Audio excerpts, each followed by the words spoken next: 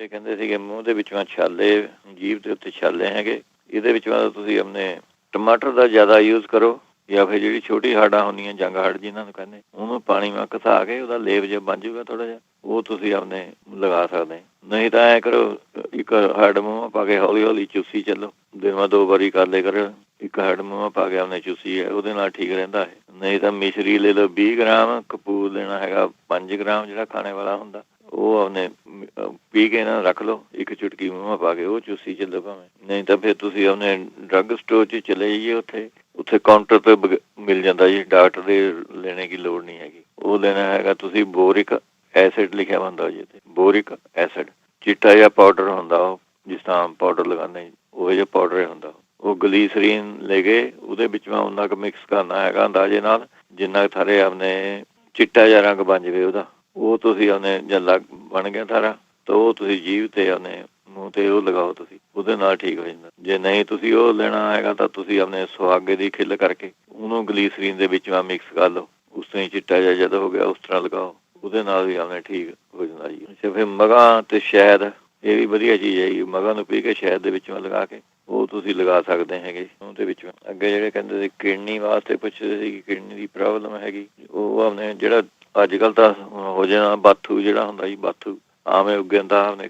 Garden ਆਇਆ, ਉਹ ਜੇ ਤੁਸੀਂ ਆਪਣੇ ਬਾਥੂ ਦਾ ਆਪਣੇ ਜੂਸ ਕੱਢ ਕੇ ਅਤੇ ਵਿੱਚੋਂ ਜੇ ਤੁਸੀਂ ਆਪਣੇ ਅੱਧਾ ਕੁ ਕੱਪ ਬਾਥੂ ਦਾ ਜੂਸ ਕੱਢਣਾ ਹੈਗਾ, ਅਤੇ ਵਿੱਚੋਂ 10 ਗ੍ਰਾਮ ਔਲੇ ਦਾ ਜੂਸ ਪਾਉਣਾ ਹੈਗਾ, ਅਤੇ ਇੱਕ ਚੁਟਕੀ ਵਿੱਚੋਂ ਸੁੰਢ ਦੀ ਪਾਣੀ ਹੈਗੀ, ਇਹ ਤੁਸੀਂ ਪੀਣਾ ਹੈਗਾ ਜੀ ਰੋਜ਼, ਫਿਰ ਠੀਕ ਰਹਿੰਦਾ ਹੈ ਤੁਹਾਡੇ। ਫਿਰ ਆਪਣੇ ਤੁਸੀਂ ਲੈ ਸਕਦੇ ਮੁੱਲੀਆਂ ਦੇ ਪੱਤੇ ਜਿਹੜੇ ਹੁੰਦੇ, ਉਹਨਾਂ ਦਾ ਜੂਸ ਜਾਂ ਕੱਢ ਕੇ ਪੀ ਸਕਦੇ ਹੈ, ਗਲਾਸ ਅੱਧਾ ਗਲਾਸ ਜਿੰਨਾ ਤੁਸੀਂ ਪੀਣਾ ਹੈਗਾ। ਫਿਰ ਜੌਂ ਤੁਸੀਂ ਲੈ ਸਕਦੇ ਹੈਗੇ, ਜੇ ਛਿਲਕਾਂ ਵਾਲੇ ਜੌਂ ਹੁੰਦੇ, ਇੱਕ ਮੁੱਠੀ ਜੌਂ ਲੈ ਕੇ ਤੁਸੀਂ ਰਾਤ ਨੂੰ ਭਿਓ ਕੇ ਰੱਖ ਦੇਣੀ ਪਾਣੀ 'ਚ, ਸਵੇਰ ਨੂੰ ਥੋੜ੍ਹਾ ਜਿਹਾ ਉਬਾਲ ਕੇ ਉਹਨੂੰ ਮਾੜਾ ਜਿਹਾ ਉਹ ਤੁਸੀਂ ਪੀ ਸਕਦੇ ਹੈਗੇ, ਉਹ ਵੀ ਵਧੀਆ ਚੀਜ਼ ਰਹੂਗੀ। ਫਿਰ ਨਹੀਂ ਤਾਂ ਜੌਂ ਖਾਰ, ਕਲਮੀ ਸ਼ੋਰਾ ਅਤੇ ਭਖੜਾ, ਇਹ ਤਿੰਨੇ ਚੀਜ਼ਾਂ ਬਰਾਬਰ ਬਰਾਬਰ ਲੈਣੀਆਂ, ਅੱਧਾ ਚਮਚਾ ਤੁਸੀਂ ਇਹਦਾ ਲੈ ਸਕਦੇ ਹੈਗੇ, ਇਹ ਵੀ ਕਿਡਨੀ ਵਾਸਤੇ ਵਧੀਆ ਚੀਜ਼ ਹੈਗੀ। ਨਹੀਂ ਤਾਂ ਜਿਹੜਾ ਹਰਾ ਧਨੀਆ ਹੁੰਦਾ ਉਹ ਉਬਾਲ ਕੇ ਤੁਸੀਂ ਆਪਣੇ ਪੀ ਸਕਦੇ ਹੈਗੇ। ਜੇ ਇਹਦੇ ਵਾਸਤੇ ਹੋਰ ਹੈਗਾ 10 ਛੋਟੀਆਂ ਇਲਾਇਚੀਆਂ ਲੈਣੀਆਂ ਹੈਗੀਆਂ, ਅਤੇ 20 ਤਰਬੂਜ ਦੇ ਬੀਜ ਲੈਣੇ ਹੈਗੇ। ਇਹਨਾਂ ਨੂੰ ਦੋਵਾਂ ਨੂੰ ਕੁੱਟ ਕੇ 1 ਕੱਪ ਦੁੱਧ ਅਤੇ 1 ਕੱਪ ਪਾਣੀ ਪਾ ਕੇ ਪਤੀਲੇ ਦੇ ਵਿੱਚ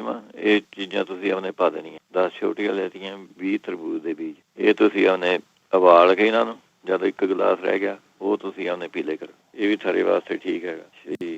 ਫਿਰ ਜੀਰਾ ਵੀ ਚੰਗਾ ਰਹਿੰਦਾ ਹੈਗਾ ਇਹਦੇ ਵਿੱਚ, ਜੀਰੇ ਨੂੰ ਤੁਸੀਂ ਆਪਣੇ ਚਾਹੇ ਪੀ ਕੇ ਤੁਸੀਂ ਆਪਣੇ ਜੀਰੇ ਨੂੰ ਪੀ ਕੇ 1 ਚਮਚਾ ਲੈ ਲਿਆ ਕਰੋ, ਇਹ ਵੀ ਕਿਡਨੀ ਵਾਸਤੇ ਠੀਕ ਰਹਿੰਦਾ, ਅਤੇ ਹਰਨੀਏ ਵਾਲਿਆਂ ਵਾਸਤੇ ਠੀਕ ਰਹਿੰਦਾ ਹੈਗਾ, ਜਿਨ੍ਹਾਂ ਦੇ ਟੈਸਟੀਕਲ 'ਚ ਪੇਨ ਹੁੰਦੀ ਹੈਗੀ ਉਹਨਾਂ ਵਾਸਤੇ ਵੀ ਠੀਕ ਰਹਿੰਦਾ ਹੈ ਜੀਰਾ, ਇਹ ਤੁਸੀਂ ਆਪਣੇ ਲੈ ਸਕਦੇ ਹੈ। ਅੱਗੇ ਪੁੱਛਦੇ ਸੀਗੇ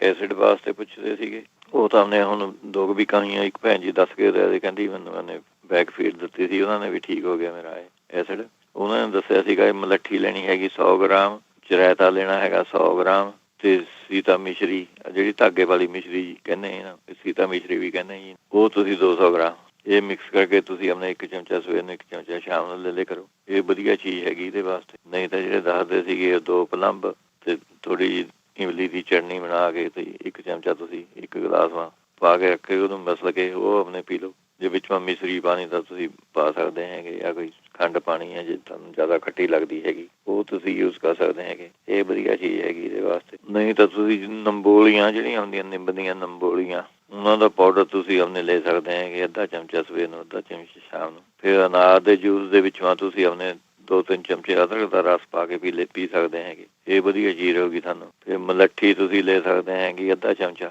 ਇਹ ਤੁਸੀਂ ਉਹਨੇ ਲੈ ਲਿਓ। ਫਿਰ ਇਹਦੇ ਵਿੱਚ ਤੁਸੀਂ ਲੈ ਸਕਦੇ ਅਬ ਪਿੱਤੀ ਕਰ ਚੂਰਨ, ਅਬ ਪਿੱਤੀ ਕਰ ਚੂਰਨ, ਇਹ ਬਣਿਆ ਬਣਾਇਆ ਤੁਹਾਨੂੰ ਮਿਲ ਜਾਂਦਾ ਹੈਗਾ ਜੀ, ਇਹ ਬਹੁਤ ਵਧੀਆ ਦਵਾਈ ਹੈਗੀ ਇਹਦੇ ਵਾਸਤੇ, ਐਸਿਡ ਜਿਹਨਾਂ ਦੇ ਬਣਦਾ ਹੈਗਾ। 1 ਚਮਚਾ ਇਹਦਾ ਸਵੇਰ ਨੂੰ ਲੈਣਾ ਹੈਗਾ, ਨਾਰੀਅਲ ਦੇ ਪਾਣੀ ਨਾਲ ਲੈਣਾ ਪਰੇ, ਜਿਹੜਾ ਨਾਰੀਅਲ ਦਾ ਪਾਣੀ ਹੈ ਉਹਦੇ ਨਾਲ ਤੁਸੀਂ ਆਪਣੇ ਲੈਣਾ ਹੈਗਾ। ਫਿਰ ਆਪਣੇ ਨਹੀਂ ਤਾਂ ਅਦਰਕ, ਸੌਂਫ, ਪੁਦੀਨਾ, ਹਰੀ ਇਲਾਇਚੀ, ਇਹਦੀ ਚਟਨੀ ਬਣਾ ਕੇ ਤੁਸੀਂ ਇਹੀ ਖਾ ਲਿਆ ਕਰੋ, ਇਹ ਵੀ ਹਾਜ਼ਮੇ ਵਾਸਤੇ ਵਧੀਆ ਚੀਜ਼ ਹੈ। ਐਸਿਡ ਵੀ ਤਾਂ ਹੀ ਵੱਧਦਾ ਅਤੇ ਸਾਰਾ ਹਾਜ਼ਮਾ ਨਹੀਂ ਠੀਕ ਰਹਿੰਦਾ ਹੈਗਾ।